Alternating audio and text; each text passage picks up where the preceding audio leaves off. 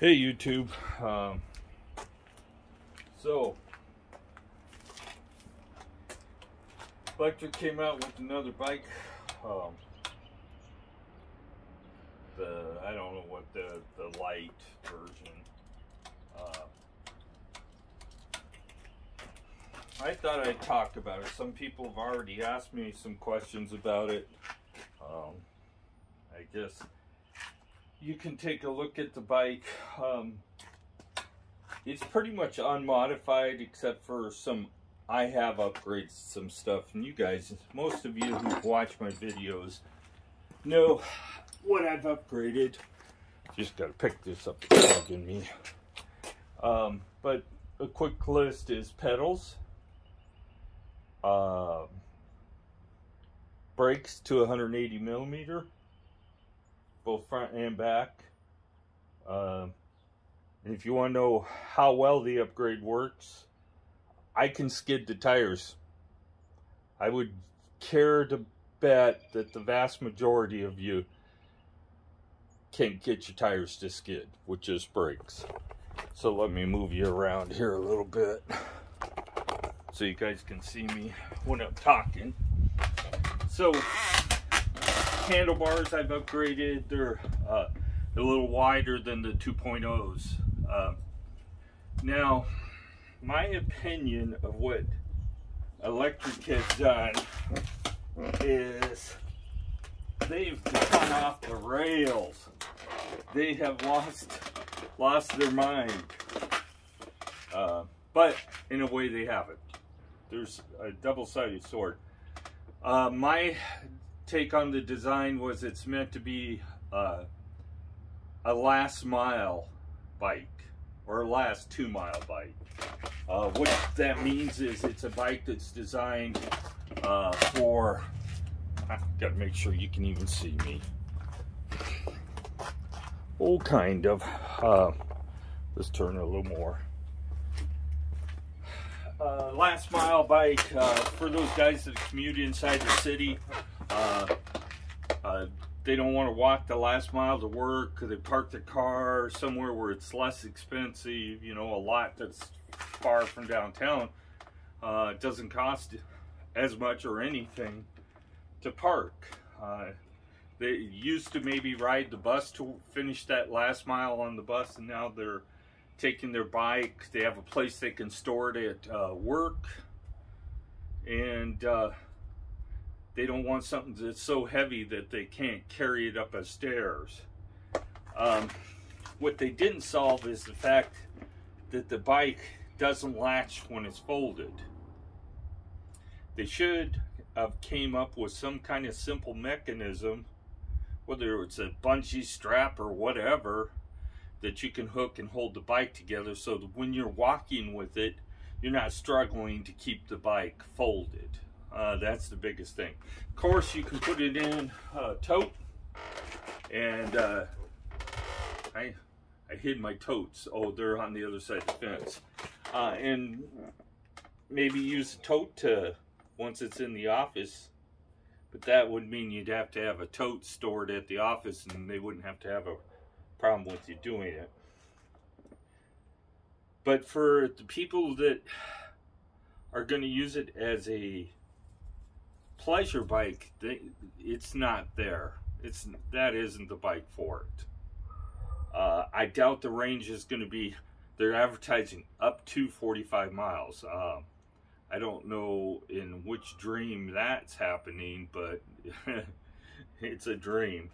Well, you take 3 amps of capacity from the battery and only make it roughly 20 pounds lighter.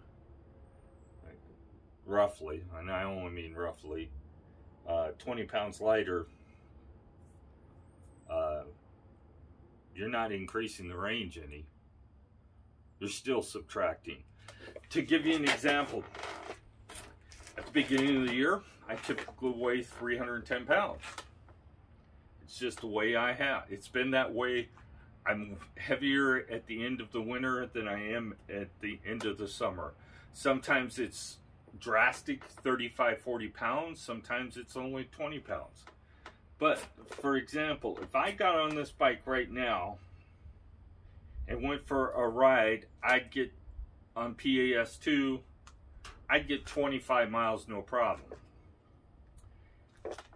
If I'd lose 20 pounds, I haven't increased the range very much. A mile more, maybe. We're not talking a drastic change. So you can't attribute the mileage. They're saying that it'll go as far as the regular bike. You can't attribute that. That's just wishful thinking. Typically, I've never rode the battery to being completely drained. There's always been something on the trip home, so I don't know where they're getting any kind of range beyond what I've seen or what some people on this channel have seen. Some have seen 30-35 miles on the 2.0. Of course, they weigh less than I do, maybe put a little more effort into it than I do, but I can only put so much effort in. It don't matter how physically fit I am. My ankles are gone and I can't do that. Matter of fact, if I wasn't on an electric bike, I wouldn't be riding a bike at all. I just don't have that ability anymore. So the fork is the same as the new Lite. The frame is the same. They stripped the fenders. The racks. The handlebar stem's the same. The battery is smaller, so we probably lost a pound or two. Oh, they actually list the battery weight at 7 pounds, and this is 7.6 pounds. So we're only talking 0.6 of a pound. They lost the freewheel on the back, 3 or 4 pounds. Smaller motor, 300 watt. They're calling with a 720 watt peak. So that's lost a little weight. Brakes, same, nothing there. Shifter cables, you still have to have brake cables, but you've lost the shifter and the cable that runs clear to the back of the bike. Oh, a couple pounds there. So the main weight losses is what they removed versus what they made lighter. So they removed more to make the bike lighter. So let's say that battery is available for resale and will fit. I'm assuming that there's not going to be any major changes in the way the battery is made. It's just going to be less capacity and maybe a little shorter. So you could put it on this. So if I strip here's 2 pounds here. Getting text messages from other bike manufacturers. I stripped this, 2 pounds there. It still has a light on it, so roughly 2 pounds. Take the 3 or 4 pounds for the cassette derailleur. So we're at, I'm going to say 4 pounds with the derailleur and the freewheel, so we're 6 pounds there. Another pound difference in the battery. Shifter and cable, 2 pounds, so we're 8-9 pounds.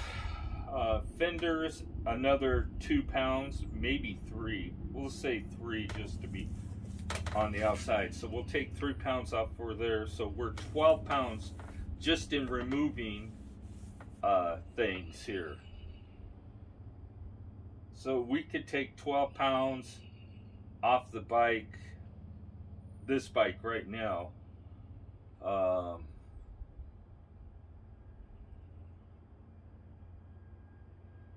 Now, they're saying that the bike weighs 46 pounds. Some places says 45, but on their website it says 46 pounds.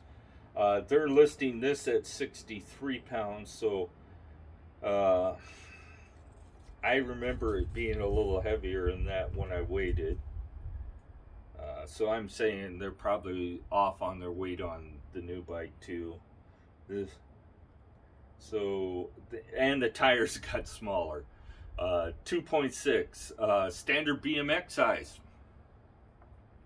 So one person asked me what I thought, and I told him I thought it is that Electric made a BMX bike with a battery.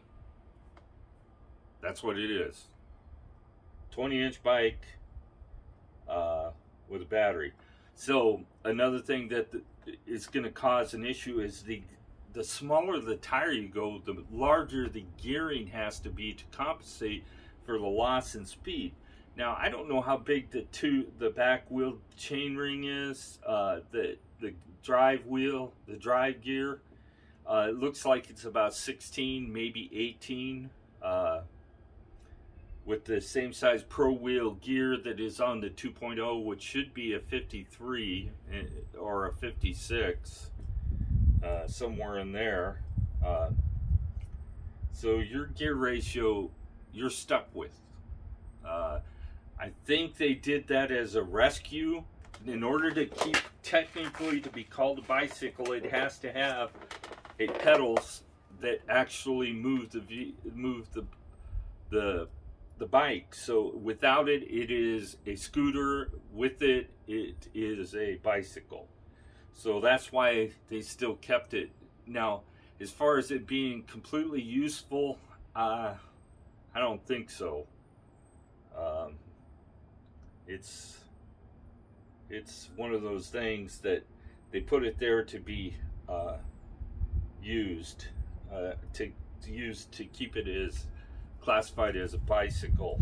I think most people that ride the last 1 mile to work aren't concerned with exercise. They're concerned about getting to work.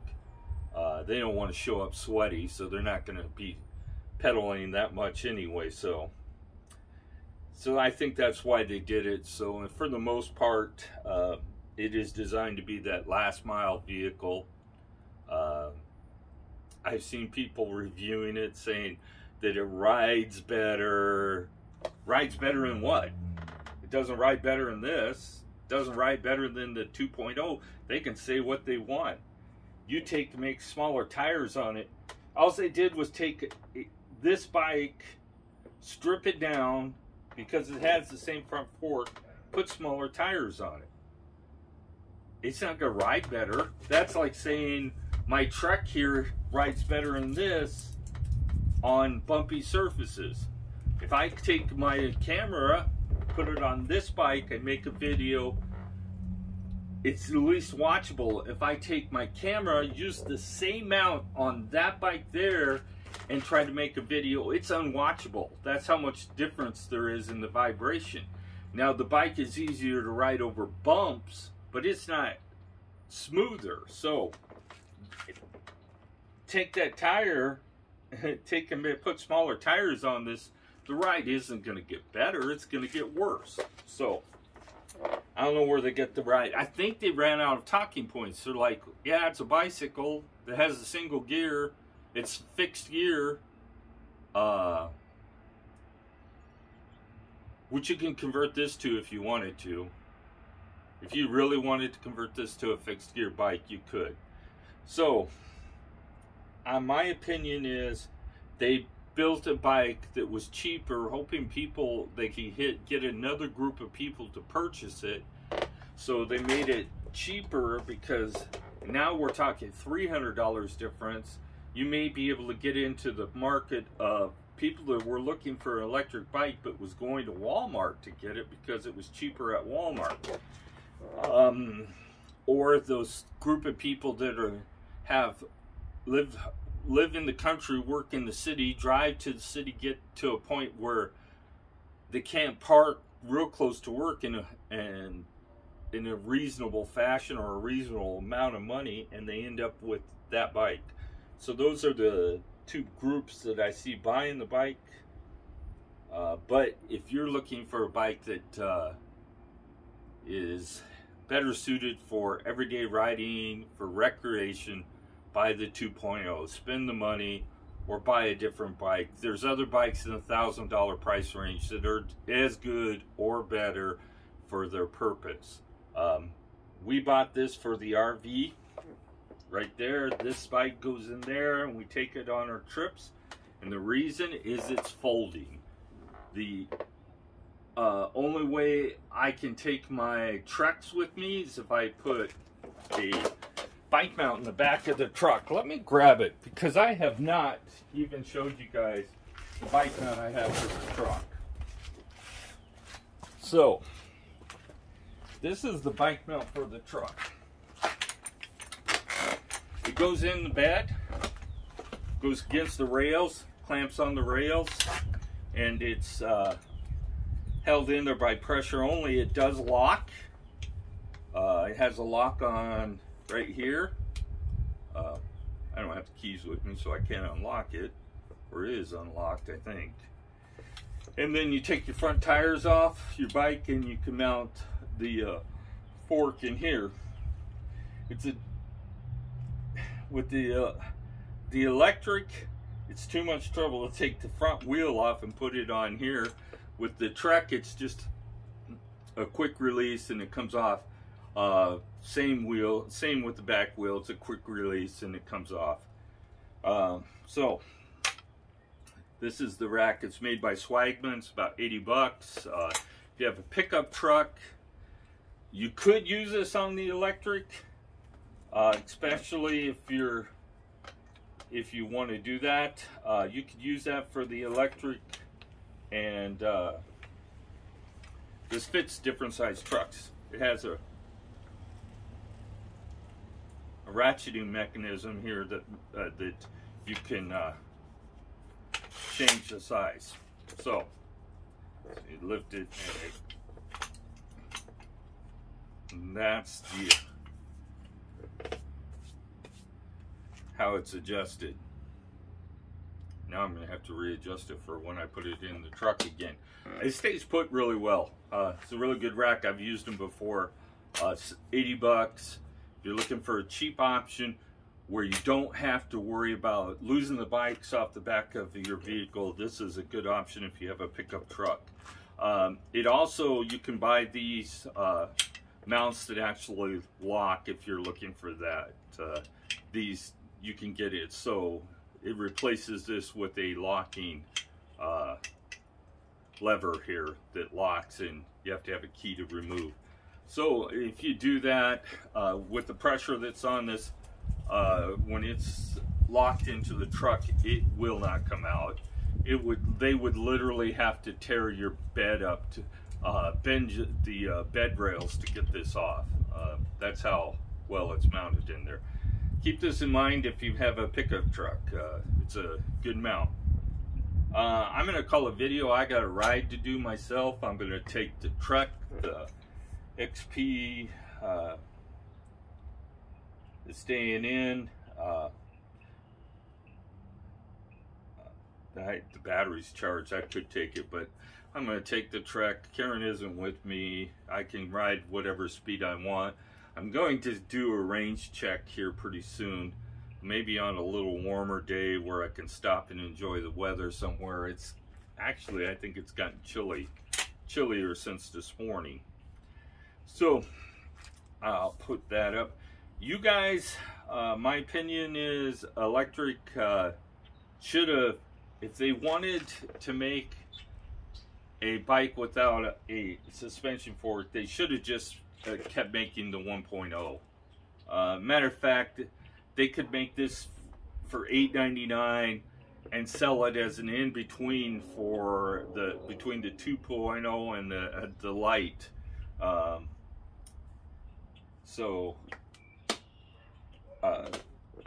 This has been a great bike for me. I haven't had any problems with it.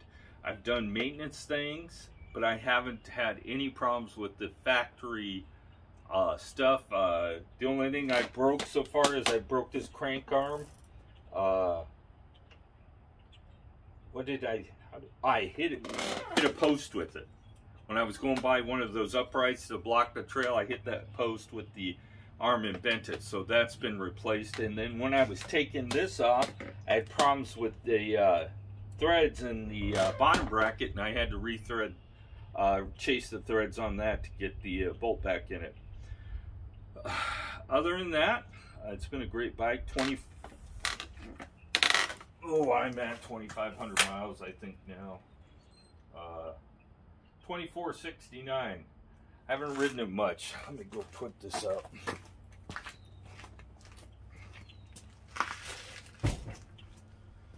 So, I hope you all have a great day.